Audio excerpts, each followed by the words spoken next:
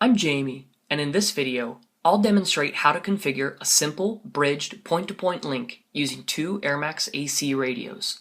airOS 7, the next generation of radio configuration and management software, comes pre-installed on all airMAX AC devices and can be freely downloaded from Ubiquiti's website.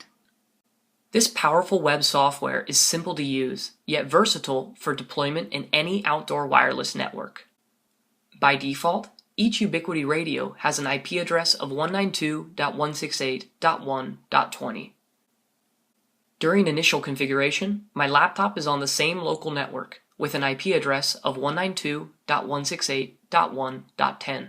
Make sure that the radios are on separate physical segments to avoid IP conflict, and later to avoid a network loop. In your web browser, navigate to 192.168.1.20. Then navigate to the wireless page.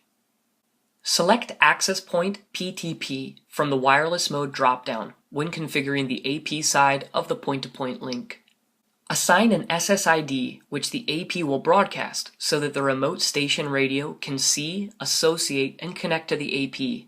Because the available channel settings are dependent on region, make sure the correct country code is selected at time of initial configuration. Select the channel width from the drop-down menu. Also known as channel bandwidth, the channel width determines the total capacity of the wireless link. Although larger bandwidths have greater throughput potential, they also require a higher signal-to-noise ratio. As a principle, wider channel widths are better for short-distance links, while narrower channel widths are better suited for links across long distances. While optional, adding channels to the frequency list specifies possible frequencies on which the AP may broadcast. When Auto is selected, the AP scans all possible frequencies and selects the clearest channel at time of boot to begin broadcasting. Although I've defined 5745 and 5765 as possible center channels for my 80 MHz point-to-point link, the entire 80 MHz channel width is still used when passing traffic between AP and station. Finally, I assign a wireless passkey to secure the wireless interfaces of the point-to-point link. Now that the AP's wireless settings are configured, I navigate to the network page to assign IP settings.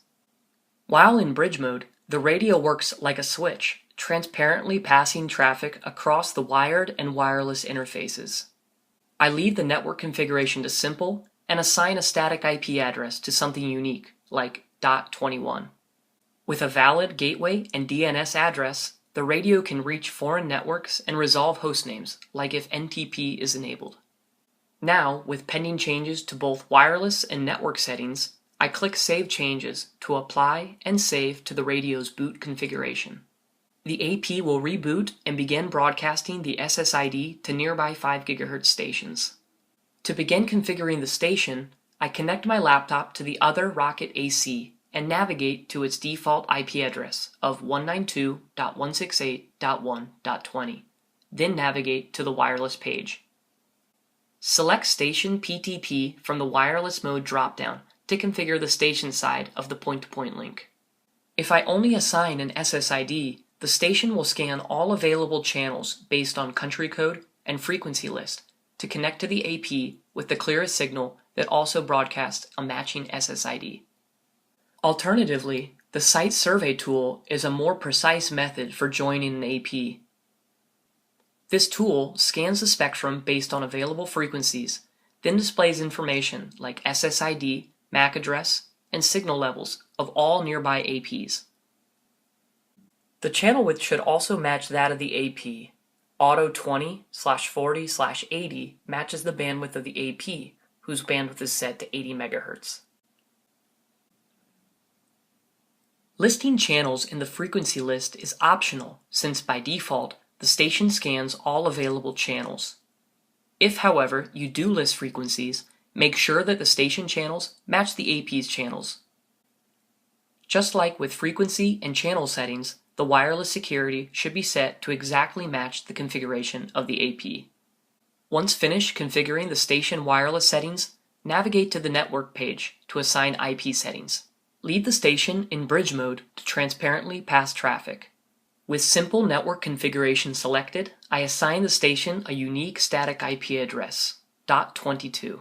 After setting a valid gateway and DNS address, I finish configuring the station radio. With pending changes to the wireless and network settings, I again click Save the Changes. After the station reboots, it will scan the wireless spectrum for an AP with matching wireless settings. Assuming that the wireless settings are compatible on both AP and station, the station will soon associate, authenticate, and connect to the AP to begin passing traffic. And, assuming that the AP's network settings were properly configured, my laptop can reach the AP from the remote side of the point-to-point link. To learn more about the wireless link parameters and tools unique to airOS 7, check out the videos page on our website, ubnt.com/videos. Thanks for watching this video.